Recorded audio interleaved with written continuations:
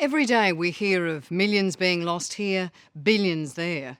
No wonder the global financial crash seems way beyond our comprehension. But this could have happened to any one of us.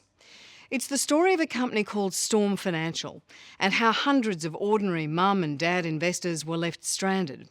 All they wanted was a nest egg for the future, and what they got was heartache. They lost their savings, their homes, the lot. At least tonight, they'll see Storm's boss face the music. But it's also the story of the banks and loans that raise serious questions indeed, the kind that caused this whole global mess in the first place. Cast off at dawn along the tranquil coastline of Magnetic Island in far north Queensland. How are we doing, Murray? Retirees Murray and Vivian Withers were finally living their dream. This is just perfect for me. The perfect retirement? Oh, it could be. It could have been. But Murray and Vivian have been caught in the perfect financial storm. Like thousands of others, Murray invested his life savings with financial planning company Storm. And at the end of last year, he lost the lot.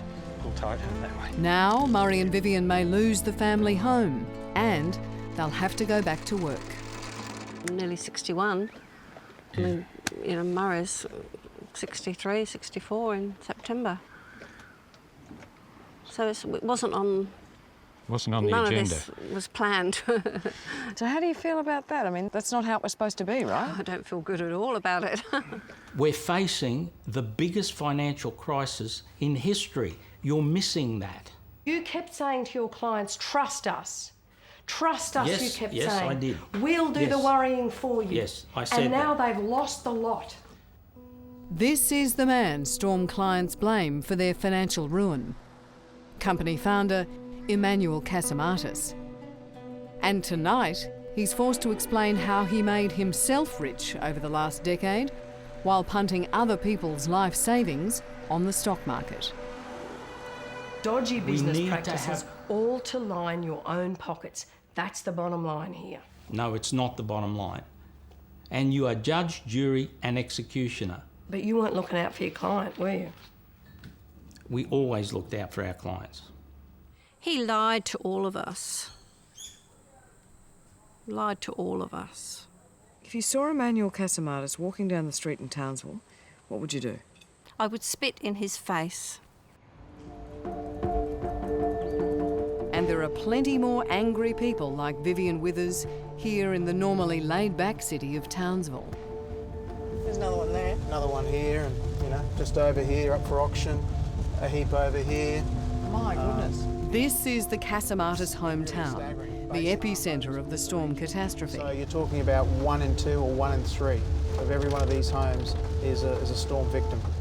But the carnage is being felt across the country, even internationally, and could run to $1 billion. If Emmanuel Casamatis was here, I'd swat him like a fly. Every fly that I swat, I got the Casamatis.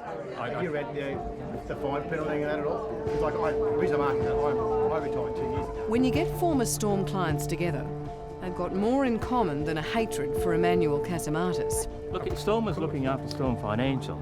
Storm wasn't being a good advisor and looking after their clients. Many are elderly, most retired, sometimes widowed, vulnerable people who've scrimped and saved all their lives. We were all sucked in by trust. We just totally trusted them and paid them very big money, so why wouldn't we? Now I'm 1.18 million in debt with the margin loan, and I've got $256,000 mortgage on my house, and I'm locked in for 3 years at $2,000 a month. How old are you? 73. We had 2 margin loans of 2.5 million. Somebody has to give us some answers.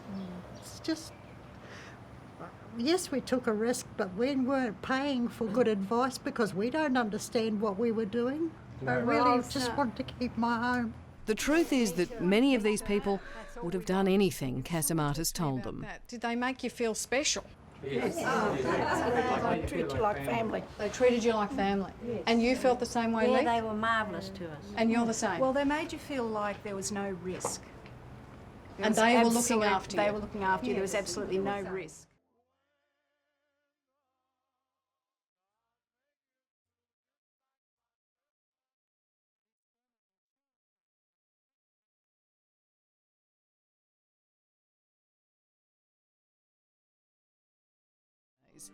The more they invested, the bigger their debts, the better he did.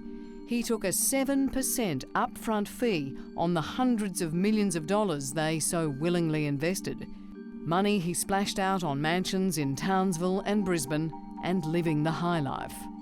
These people were in up to here, and I put it to you that the only reason that you had them risk so much, take on so much debt, is because it funded your corporate jet and it funded your houses and your lavish lifestyle. It made a mozza for you. That is not the motive for the business that we conducted. We did the best we could to assist our clients to make money. We did the best we could. You're quite a salesman. Quite a salesman, thank you. Casamatis was onto a real money spinner. He'd convince clients to mortgage their houses, then borrow still more money and punt it on the stock market. All very well in a boom, but when the markets crashed last year, they lost the lot and were still left with massive mortgages they just can't afford to repay. So now they're losing their homes as well. We'd be losing our dream, and that's what you work your life for. And to lose it, you've lost your life's work, in effect. And Vivian, do you ever let yourself think about having to leave here? Well, I'm not going to move out until the bailiff knocks at the door. Yes, we can. Yep. We fight. We'll keep fighting to keep We'll it. keep fighting until we can, so until the money runs out. Yep. We've heard from Murray and Vivian Withers over on Magnetic Island. We've heard it from dozens of people. It's the same thing over and over again. Don't risk the house. Does that sound familiar? Don't risk the house. In the analysis we did not believe the house was at risk. Yes, but the house was at risk. Yes. And can you now admit that Storm Financial failed Murray Withers? In hindsight, he, along with many others, were failed. So what do you think when you stand here and look out there? Emmanuel Casamatis might admit his failures now, but 6 months or so back, he wouldn't hear a word of it when one of his top salespeople, Carey Fraser, tried to warn him the clients were in too deep. I just learnt not to question things too much. Sounds like you learned the hard way. Yeah. You're really uncomfortable talking about Emmanuel Casamatis, aren't you? Yeah, I'd rather not comment. Do you feel guilty about it? Yeah, I feel guilty, I feel ashamed. Honestly, I just don't have the words anymore. I want things to be so much different. Everybody was told the same thing. The way to get yourself out of too much debt, everybody, is to borrow more. Which is more debt. And also, in our first statement of advice, it says 4 times that our debt is a Clayton's debt. Not once, but 4 times. What does that mean? Meaning that it's a debt that you have when you don't have a debt. A Clayton's debt? I've never heard of a Clayton's debt. Can I get one? Don't bother. Right? Don't bother. Don't bother. Mr. Casamatis, what's a Clayton's debt? It's a simple way of explaining the difference between good debt and bad debt, So it's the debt you have when you're not having a debt. if you like to put it that way. Every debt, Mr. Casamatis, is a real debt, and it can come back to bite you. Someone who borrows $100,000 for consumption is in a different position to someone who borrows $100,000 to buy a house. I don't want to get silly here, but they're both still in debt. Yes, they're both debts. This is like a personal stab in the back. Did you feel betrayed by him? Definitely. The big question in all this is how many of Emmanuel Casamatis' clients, people like Helen Chambers, could borrow the enormous sums of money they invested in his schemes when they were often on very modest incomes or even without jobs. And it says that your monthly income after tax was $104,000, correct? No, definitely not. Did Emmanuel Casamatis know that you did not have a job in 2004? Definitely. Somehow, someone fabricated that figure, allowing this unemployed widow to mortgage her home and invest in the stock market. So he would regularly get you to just sign the documents and say, Yes. I'll fix the rest. Yes. And now Helen's got nothing to show for it, and a $300,000 debt she simply can't repay. Can you read out how much salary Helen Chambers was listed as having? $104,000. Did you provide that number? No, not at all. Well, the bank didn't talk to Helen and Helen didn't talk to the bank. You were her personal financial advisor, you've said that. So how the heck did it get there? I can't answer that. I don't know how it got there. I don't check every single document. But that's your job. No, it's not. My job is not to check every single document. On the basis... My job is not to remove the stitches. I mean, we give the advice. You've been in this game a long time. How did you think that you were going to get that money for her? It was up to the bank to determine whether they granted the loan or not.